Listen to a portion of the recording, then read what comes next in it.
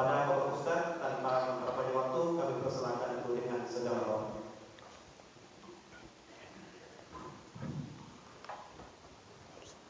Assalamualaikum warahmatullahi wabarakatuh.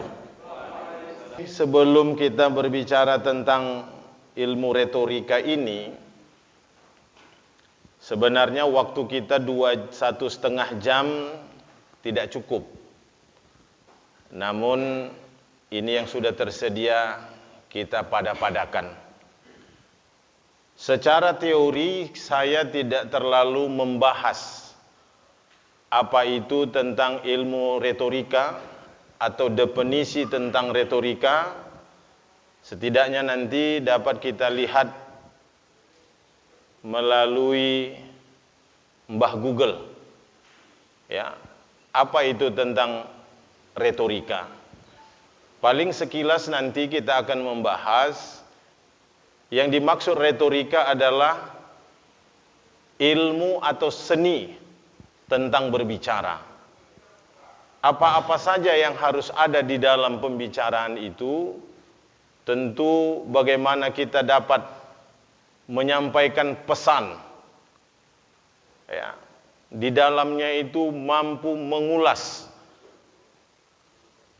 menyusun kata demi kata menjadi satu kalimat yang tujuannya dapat menyampaikan pesan, dapat mempengaruhi orang lain, dan lain sebagainya. Kalau itu sangat mudah kita pahami. Kalau bicara tentang retorika, sudah dapat kita pahami di benak kita, mengatakan bahwa ilmu tentang ahli bercakap-cakap. Kira-kira begitulah itu. Bagus retorika seseorang itu. Si anu itu retorikanya bagus katanya.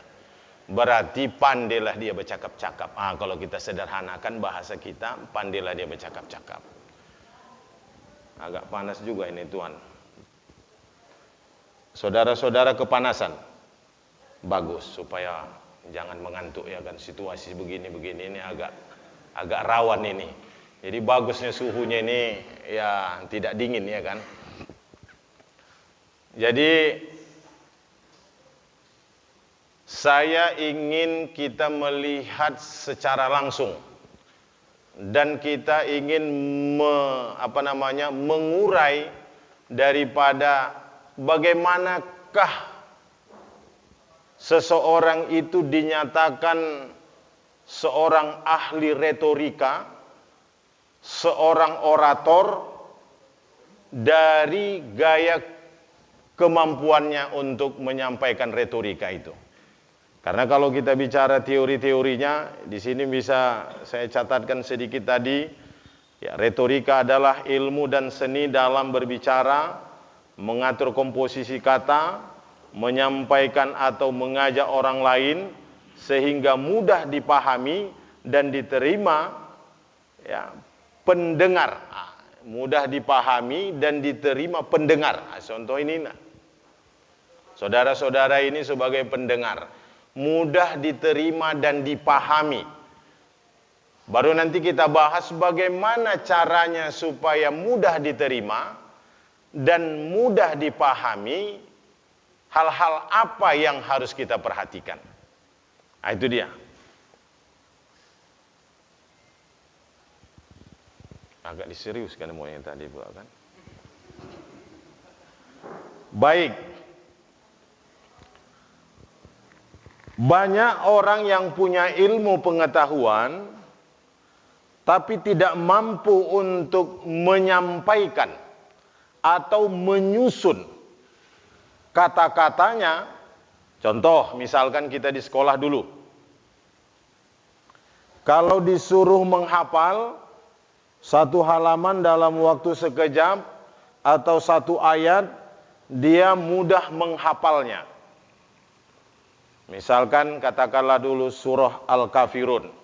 Sebelumnya dia tidak hafal, lantas dia disuruh menghafalnya dalam jangka 1-2 jam, dia dapat menghafalkannya.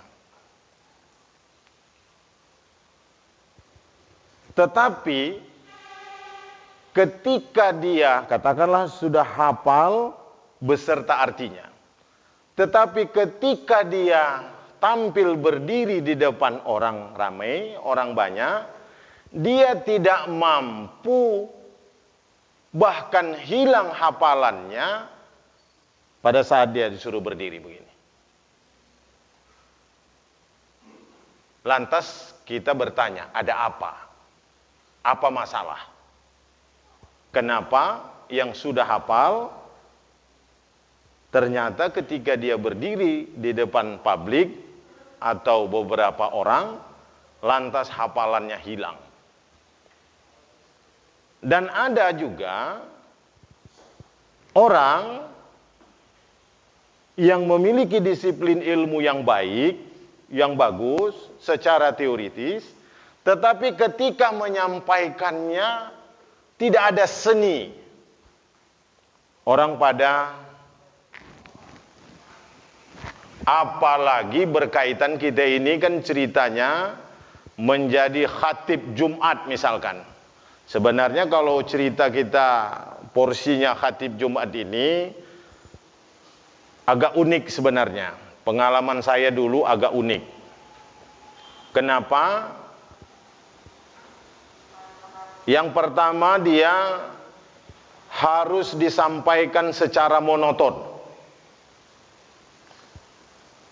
Tidak ada interval waktu bagi kita, kesempatan untuk mengambil inspirasi bagi kita, sehingga pesan-pesan yang mau disampaikan itu bisa terpenuhi dengan baik.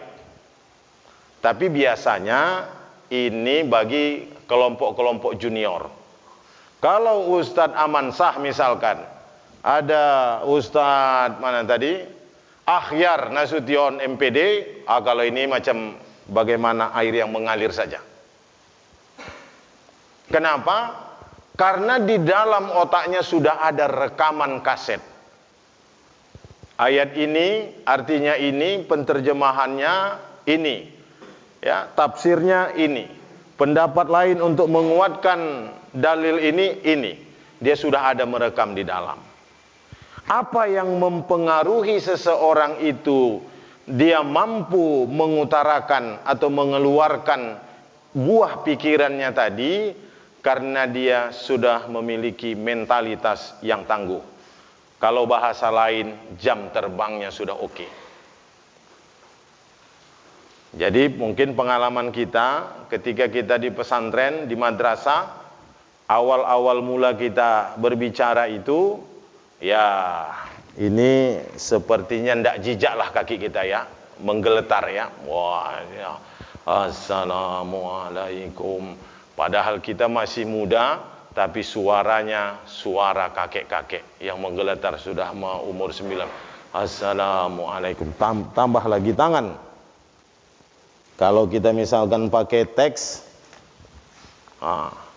sehingga kadang-kadang bacaan ini pun berulang-ulang dibaca. Itu pernah terjadi sama kita? Sudah pernah. Apa yang bisa mengeluarkan kita dari masalah itu? Di sinilah mau kita buka. Bagaimana cara membukanya?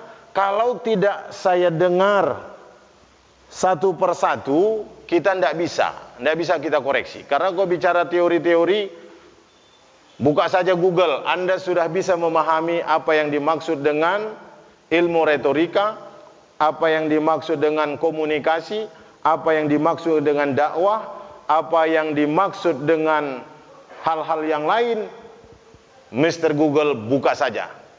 Tapi ketika Anda memiliki konsep itu, ilmu itu, untuk disampaikan kepada orang lain, perlu seni.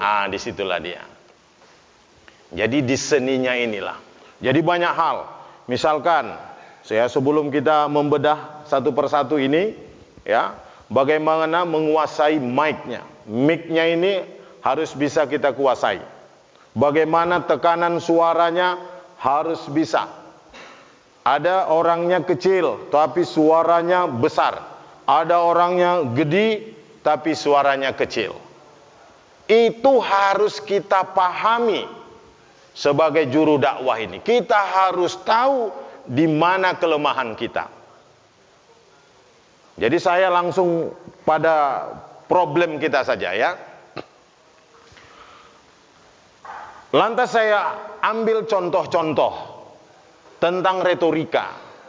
Kenapa retorika begitu penting bagi tokoh-tokoh internasional, tokoh-tokoh nasional, tokoh-tokoh daerah menunjukkan kualitas seseorang. Jadi penguasaan tentang retorika ini menentukan kualitas seseorang. Maka dia menjadi daya tarik. Orang-orang yang memiliki retorika tinggi, baik dan sempurna, maka kelasnya berbeda dengan orang-orang yang lain. Walaupun secara keilmuan sama. Tapi ini biasanya dikuasai, dimiliki oleh katakanlah public figure. Kalau ilmuwan misalkan ilmu matematik, kimia, ya tentu tidak inilah sasarannya ya. Dia berbicara ya secara keilmuannya, tetapi apabila dipoles dengan kemampuan ilmu retorikanya, maka insya Allah orang mudah paham. Nah, itu. Jadi kita ambil tokoh dunia, founding father negara Republik Indonesia, siapa? Bung Karno. Diakui dunia internasional. Dari mananya secara keilmuan tentu Bung Hatta tidak kalah. Tapi ketika berada di panggung, siapa yang lebih mengidolakan antara Bung Hatta dengan Bung Karno? Tentu Bung Karno. Kenapa? Karena dia mampu membakar semangat penduduk negeri ini untuk menyatukan visi dan misinya untuk keluar dari persoalan-persoalan kebangsaan. Supaya kita dapat mencerna ya, butuhnya kita retorika ini. Tokoh internasional yang baru saja hilang dari peredaran, namanya Barack Obama. Bagaimana kemampuan di atas panggung, di atas podium, di atas pentas, di depan halayak ramai. Saya karena tidak pandai bahasa Inggris, maka tidak bisa saya mencontohkannya ya.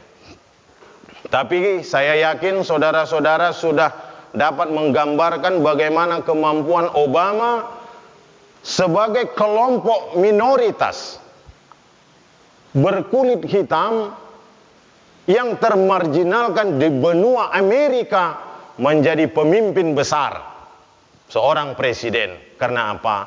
Salah satu kemampuan retorika. Tokoh-tokoh yang lain di antara kita, ada misalkan Prabowo Subianto. Kemampuan retorikanya juga cukup luar biasa.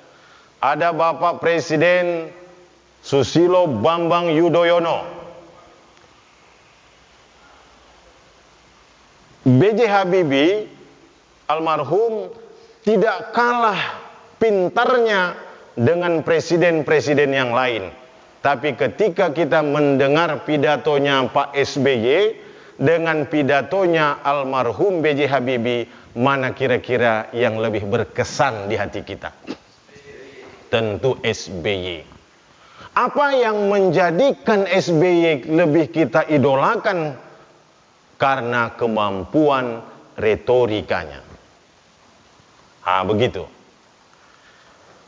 Persoalannya bagi kita sebagai ustadz-ustadz ini tidak menjadikan retorika bahagian ilmu atau skill yang kita miliki, penyeimbang ilmu yang kita miliki. Gitu. Hafalan ayat Qur'annya bagus, hafalan hadisnya bagus, tafsirnya bagus, apalagi wawasannya bagus, tetapi tidak mau melatih, ya. Karena ini retorika ini harus dilatih, tidak bisa dengan teori-teori saja, dan tidak bisa muncul seketika, setahun, 2 tahun, tidak bisa. Butuh jam terbang, butuh waktu dari momen ke momen berikutnya, dari keadaan dan keadaan berikutnya. Dari satu keadaan itu, misalkan kita hari ini berbicara tentang dakwah, besok kita kata sambutan, besok kita pengajian biasa. Jadi ini nanti dapat kita klasifikasikan, kita beda-bedakan bagaimana cara menyampaikan ketika kita. Jadi kita di sini jangan berpikir dulu hanya sebatas khutbah Jumat saja, ya. Kalau bicara khutbah Jumat saja, ini terlalu sempit bagi kita untuk bagaimana kita menjadi manusia pilihan di kampung kita masing-masing, ya. Tapi ini kita mau lebarkan bahwa saudara-saudara ini bukan hanya diproyeksikan menjadi imam khatib saja, tetapi menjadi juru dakwah di tengah-tengah masyarakat kita. Itu. Jadi nanti dapat kita lihat secara satu persatu dari menyampaikan ucapan salamnya nanti, ya, itu nanti bisa kita, mohon maaf saya ya, kalau boleh satu persatu nanti akan, walaupun besok ya Pak Ustadz ya ada materi praktek, ya. Sebelum praktek itu saya ingin melihat suaranya itu sudah bisa enggak kita lepas. Itu ada kiat-kiat yang harus kita pahami sehingga kita dapat mengukur suara kita ini bisa punya daya tarik atau tidak. Saudara-saudara kalau berpikir bagaimana menjadi juru dakwah ini, berbicara ini, ada istilah dulu di kampung-kampung pakai pitunang katanya, pakai bacaan-bacaan mantra-mantra, pakai amalan-amalan dan lain sebagainya, sehingga orang terkesima dengan bahasa, dengan ucapan kita. Itu silahkan saja. Tapi yang paling mendasar dulu kita berangkat daripada apa yang harus kita miliki. Yang pertama, tidak terlepas dari ilmu atau konsep yang kita miliki. Kalau tidak ada ilmu kita, tidak ada konsep kita, tidak ada ide kita, tidak ada gagasan kita, maka tidak ada yang akan keluar dari mulut kita yang untuk kita sampaikan. Gagasan itu akan sampai dan bisa dipahami oleh orang banyak, diantarkan dengan ilmu yang namanya retorika. Kalau nanti kita dapatkan banyak ustadz, saudara-saudara kita, tokoh-tokoh kita, kalau dia ngomong di kampung kita, alah kalau bapak anu ini, begitu assalamualaikum warahmatullahi wabarakatuh, alah udahlah, berangkat lagi kita, pulang lagi kita, enggak lah. Kenapa? Karena orang sudah tahu tidak ada kesan. Ya. Memang banyak sebenarnya yang mau kita perhatikan, tapi paling tidak ada beberapa hal yang di sini nanti kita buka sehingga saudara-saudara dapat mengembangkan potensi yang kita miliki. Yang pertama, kita harus menyadari potensi yang kita miliki. Di luar dari teori-teori yang lain, kita harus mengetahui potensi yang kita miliki. Apa itu? Saya ingatkan kembali, ilmu, ide, gagasan, pengetahuan yang kita miliki, kita harus tahu bahwa ini penting untuk disampaikan kepada orang lain. Ini dari tampilan kita itu, makanya dari sini ada kesan ya, bahwa kita menjadi perhatian orang lain. Ketika kita berdiri, bolehlah mana yang tua-tua, kalau dia misalkan ada bupati, ada pejabat, camat, lurah dan lain sebagainya, bukan dalam arti kita menunduk ya, itu harus kita pahami, tapi rasa hormat kita. Bukan ada orang bilang, wah itu menunduk haram karena sesama hamba, tidak. Tapi rasa penghormatan. Orang Melayu itu, orang kita lah pesisir ini boleh dengan, atau petua-petua di kampung, misalkan Ustadz Aman Sahini sebagai tokoh di situ. Izin Pak ya, kita mulai. Apa tujuannya itu?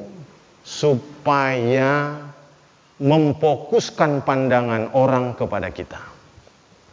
Itu trik.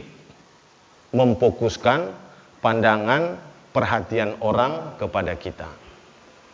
Yang tadinya ngerumpi, cakap sana, cakap sini, agak kita kuatkan sedikit. Izin ya Bu ya. Berarti mau dimulai. Seperti itu. Orang audien ini mengatakan berarti mau dimulai acara. Assalamualaikum warahmatullahi wabarakatuh. Tidak apa mesti dijawab. Kalau kita bertindak sebagai MC atau sebagai kata sambutan atas nama tokoh, boleh agak datar. Kalau ustadz, beda pula salamnya. Assalamualaikum. Ini ustadz. Misalkan saya dihunjuk sebagai protokol atau kata sambutan atas nama tokoh masyarakat contoh. Kalau saya sebagai ustadz, kepada Ustadz Khairul kami mohon memberikan tausiah sehubungan kepergian almarhum. Kan begitu? Maka saya mengambil salamnya itu salamnya ustadz. Kita harus bisa membedakan salam ustadz, salam protokol, salam tokoh. Assalamualaikum warahmatullahi wabarakatuh. Alhamdulillahi rabbil alamin. Puji syukur kepada Allah subhanahu wa ta'ala. Itu ustadz. Kalau dia misalkan protokol kita, Assalamualaikum warahmatullahi wabarakatuh. Alhamdulillah wa syukrillah. Bapak-bapak dan saudara-saudara yang kami muliakan, pada malam hari yang berbahagia ini, kita berada di majelis yang mulia ini dalam rangka menghadiri undangan Bapak Anu, acara kenduri makan syukuran bersama. Semoga kehadiran kita di sini memberikan makna tersendiri kepada ahli bait dan kita dapat bla bla bla bla bla yang lain-lain. Protokol. Tapi kalau tokoh bisa kita poles. Assalamualaikum warahmatullahi wabarakatuh. Bapak-bapak dan saudara-saudara, kehadiran kita di sini menunjukkan rasa cinta kita kepada saudara kita yang telah mengundang kita pada malam hari ini. Karena setiap undangan yang disampaikan kepada kita, ya tentunya kita memberikan penghormatan kepada orang yang mengundang kita. Berubah sih. Jadi kira-kira kita harus mencoba untuk membuat variasi. Kira-kira itu intinya. Kalau ustadz, ya tentu intonasinya beda. Bisa dia naik ke atas, bisa dia turun ke bawah. Kalau dia tokoh agak datar sedikit. Kalau ustadz, kematian yang terjadi hari ini menyedihkan hati kita.